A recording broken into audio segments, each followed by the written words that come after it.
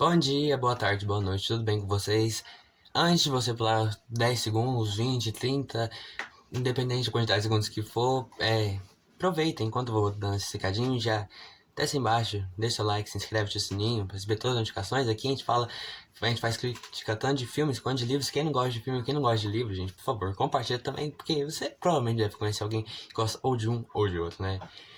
E qual é o livro da vez, Jonas? Eu me pergunto. A Revolução dos Bichos de George Orwell. Gente, eu tenho essa edição aqui da editora Novo Século que veio junto do box com 1984 e é uma edição muito bonita.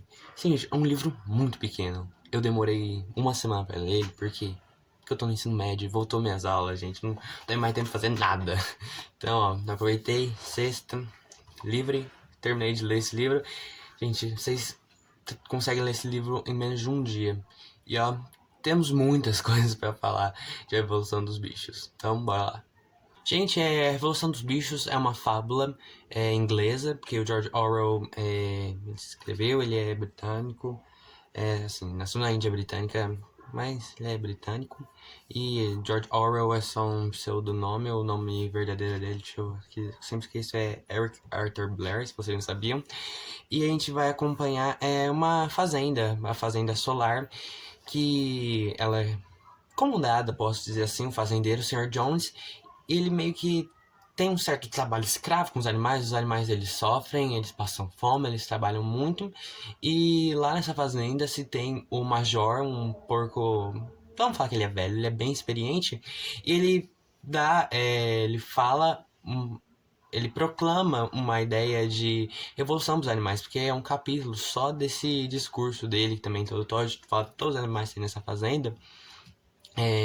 Esse major está nos últimos dias de vida dele, e ele fala os pensamentos dele de liberdade, como ser uma fazenda ideal, né? Que depois esse pensamento vai se tornar num animalismo, que é um sistema que nem o capitalismo, o socialismo.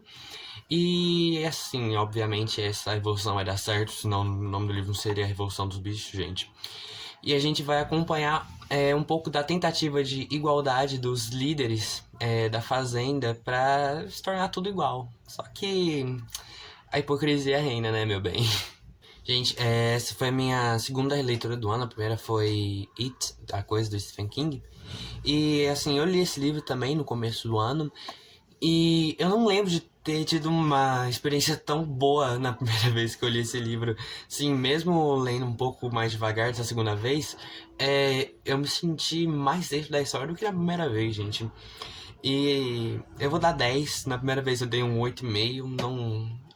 Assim, passou só alguns meses, acho que 4 meses da primeira vez que eu li. E eu não senti muitas mudanças assim em mim mesmo pra eu mudar essa nota. Eu não sei, mas eu vou falar as minhas considerações. É, eu, assim, de primeira, eu vou falar partes negativas, só que não consigo ver uma parte negativa. Porque, gente, essa história, ela é tão fluida que você consegue ler, você tá numa viagem, assim, que demora umas 3 horas, você consegue terminar esse livro assim, ó, fácil, fácil. Se você estiver engajado na leitura, não tiver muito barulho te atrapalhando, se não estiver conversando muito com as pessoas, você consegue ler, porque é uma leitura muito gostosa. É uma leitura assim que se você analisar mais ou menos o contexto, porque esse livro foi publicado em 1945, mas a gente acabou de sair de uma guerra, tá, gente? Esse livro foi escrito. Eu vou comentar um pouco mais desse lado nas minhas questões positivas, pode-se dizer assim, da minha análise. Mas não vejo questões negativas desse livro, porque é um livro bom. Ele é uma fábula, assim. As fábulas têm a intenção de passar alguma lição de moral, mas não é nenhuma lição de moral. É um ponto de vista, assim, é, profundo até, eu posso dizer, que faz você, assim, refletir bastante até os seus conceitos de igualdade, desigualdade, o que serve para a questão da conveniência, conveniência e hipocrisia, ó, parecem irmãs siameses. Mas agora vamos para as minhas questões positivas desse livro. Assim, gente, como eu falei, né, o discurso do o major lá, o porco velho, o experiente, ele fala alguns tópicos de como os animais viveriam bem nessa sistema do animalismo e coisas assim que os animais também não podem fazer, né? E assim, não considero isso um spoiler, mas consequentemente algumas dessas ações, nem todas que ele fala, vão acontecendo gradativamente ao longo da história.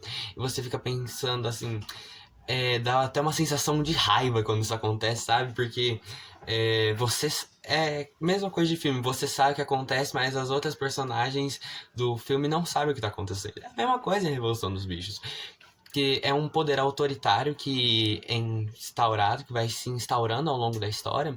E assim, os animais considerados mais inteligentes dessa fazenda são os porcos, porque eles sabem ler, eles conseguem ensinar os outros, mas os outros animais não conseguem ter essa capacidade de entender as letras. Alguns só conseguem falar A, B, C, D, outros só conseguem falar B, outros só conseguem repetir frases, como as ovelhas que falam é, duas patas ruim, quatro patas bom, sabe? Que vai repetindo assim um loop que a pessoa não consegue ter pensamento próprio, entende? Isso é muito ruim, gente. Mas agora eu vou comentar um pouco da questão do poder mesmo, na questão política que esse livro aborda, porque assim, provavelmente vai ser a parte mais longa do vídeo, mas e daí, tá? Se acomode, porque vamos um pouco conversar um pouco sobre história aqui. Gente, como eu comentei, essa história vai. O livro foi publicado em 1945, mas no próprio livro em si, o autor ele não coloca uma data específica de quando o livro começou e quando o livro terminou. Assim, a história se passa em anos, não que cada capítulo seja um ano, mas vocês entenderam, o decorrer da história não é um dia após o outro, em todas as sequências. E tem uma parte aqui que eles têm os 7 mandamentos do animalismo, desse governo.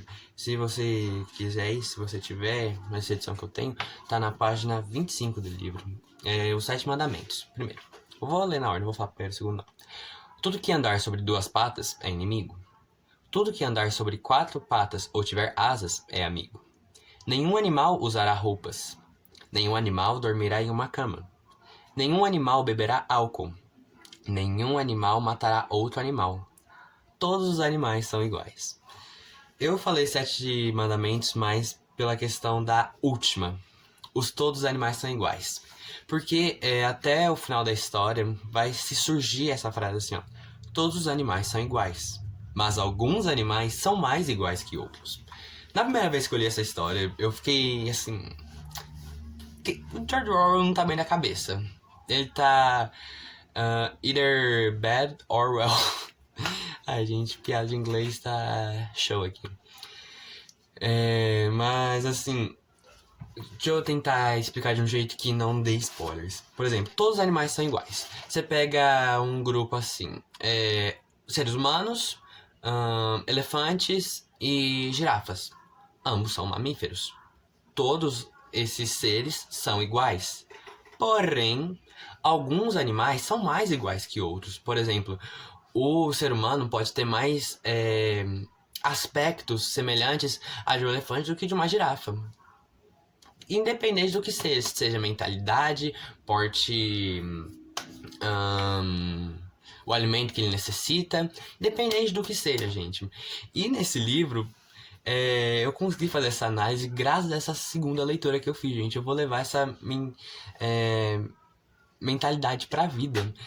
Tá, eu sei que ia falar da política, só que eu comecei a me exaltar e eu até destoei do assunto. Mas voltando lá pra questão da política, da história, desculpa, gente. Que eu queria falar que o George Orwell, ele não tenta, ele faz uma leve alegoria a umas questões políticas de regimes autoritários e regimes do século XX mesmo, sendo eles o regime nazista e o regime soviético socialista. Ele deve provavelmente se inspirado na ideia de Marx, que na questão da desigualdade, que para Marx, para a gente acabar a desigualdade, a gente precisa fazer uma revolução social. Foi o que aconteceu em 1917 na Rússia. E ele coloca aqui como se fossem os animais estão cansados, eles estão cansados de ser maltratados, de não terem condições boas de viver, não se sentirem confortáveis para trabalhar, e eles fazem revolução, e ó, tá tudo bem. Só que o problema é conseguir controlar esse poder que vai surgir a partir dessa revolução, porque infelizmente, gente, mesmo que se tenha o máximo possível de igualdade, sempre vai ter algum resquício, um fragmento de pessoa, ser, animal, objeto, que vai ter um poder maior que os outros. Porque se, assim, quem vai estabelecer essa igualdade? A gente precisa de alguém para conseguir governar todo mundo para ficar igualzinho, gente. Então sempre vai ter pelo menos alguém nesse poder. E essa é a minha analogia à questão socialista. Aí já no nazismo, nossa, pareceu até pesado, mas já a analogia nazista que eu percebi que o autor faz é na questão de. é, Como posso dizer? As propagandas, isso. Era isso. Eu tinha esquecido de anotar ali, porque foi. Eu pensei isso mais no final da história, que o governo que vai ter nessa fazenda, que eles vão chamar Fazenda dos Bichos, não é mais Fazenda do Solar, ele. Como posso dizer? O cara que vai governar, ele tem meio que um chefe da propaganda, que nem o Hitler tinha, pra encobertar todas as caca que o Hitler fazia, sabe? Ah, a gente perdeu uma guerra, alguma batalha, a gente fala que, nossa, mas eles lutaram muito bravamente, por isso que, acabou comida, foi por conta disso só, senão a gente tinha ganhado.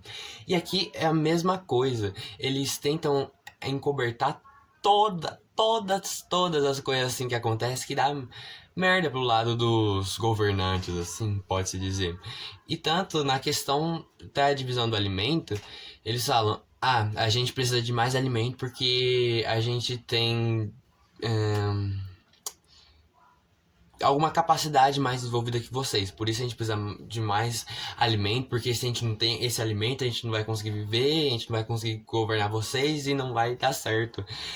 E isso vai, assim, se aumentando cada vez mais na história e você fica com mais raiva dos personagens. E você quer ler mais ainda para entender como que é, o que vai acontecer na história, se vai dar certo, se eles vai acabar tudo, vai tudo explodir, vai tudo por água abaixo, se a revolução não serviu pra bulhufas nenhuma. E é por isso que você precisa ler esse livro, gente. Sério, eu poderia ficar aqui lendo esse livro pra vocês, de tão bom que ele é. Essas foram, assim, analogias que eu fiz superficialmente, mas se eu pegar assim pra ler, reler linha por linha na mesma hora, assim, poderia ter coisas a mais. Eu vou ver aqui se eu consigo achar alguma coisa nas minhas anotações que eu tenho, mais pra comentar pra vocês. Mas é isso, gente. É um livro muito bom, recomendo. Esse livro aqui devia ser lido em escola, gente. Sério. E, gente, mais um último tópico. É um texto bem curtinho, começa na página 19, termina 20, que é assim, abre aspas. Você não consegue entender que a liberdade vale mais do que laços de fita? Fecha aspas. Gente, o que eu consigo extrair dessa frase é que, assim, não vamos se contentar com coisinhas, assim, minúsculas, sabe? Por exemplo, pronto, eu finalmente consegui uma peça, um bonequinho de Lego que eu queria. Estou felizaço da vida. Pronto, consegui. Se fosse Aristóteles falando, eu já teria atingido minha eudaimonia. Pronto. Sim, gente, não. A gente não é feliz só em um âmbito. A gente consegue ser feliz de várias maneiras. Assim. Nunca vamos esquecer das nossas dosagens, né? Mas, sim, não vamos se contentar com uma coisa só que a gente sabe que a gente sempre consegue colocar mais, né? E aqui, gente, mostrando um pouquinho dessa edição linda, editora Novo Século, a gente tem alguns dos animais da fazenda. Esse daqui deve ser o Glorious dos Porcos que vai surgir aqui, o nome dele é Napoleão. Olha, que nome belo. Aqui a gente tem o Sansão, o cavalo, a gente tem o Benjamin, que é o burro, e aqui a gente tem uma galinha que, assim, as galinhas e as aves, elas têm... Algumas têm nome, só que ao longo da história, como são animais que geralmente se dão muitos, aí aqui a lombada é laranja com as letras roxas, o nome do autor. Aqui atrás uma sinopse com algumas considerações da editora. Aqui ó, a frase, todos os animais são iguais, mas alguns animais são mais que outros. Evolução dos bichos. Evolução dos bichos, George Orwell. E aqui ó, gente, uma coisa legal é que cada capítulo começa assim ó, com uma foto de um porco. E ó, ao longo esse porco vai aumentando ó. Ó, peraí. Peraí, gente. Deixa eu achar aqui. A diferença. Olha o tamanho do porco já. Pra vocês verem. Aqui o autor George Orwell. E é isso. Então é isso, gente. O próximo vídeo em livros eu vou fazer um vídeo sem spoilers de Os Miseráveis. Vai ser, não sei se vai ser longo, se vai ser curto. Só pra assim, se você se interessar, porque até o final do ano eu vou fazer especial de Os Miseráveis, fazer uma resenha com spoiler de cada uma das 5 partes desse livro maravilhoso, esse calhamaço que eu vou levar pra minha vida. E é isso, não se esquece de deixar seu like, se inscrever, ativar o sininho, receber todas as notificações. Esse vídeo deve ter ficado muito longo, mas obrigado por todo o apoio, gente. Não esquece de compartilhar para todo mundo que já ouviu A Revolução dos Bichos. Sim, é uma obra considerada clássica, mas é sempre bom, né? A gente ler livros assim, sabe? Se você ler, você vai entender o que eu tô falando. É isso, vejo vocês. Até a próxima. Tchau!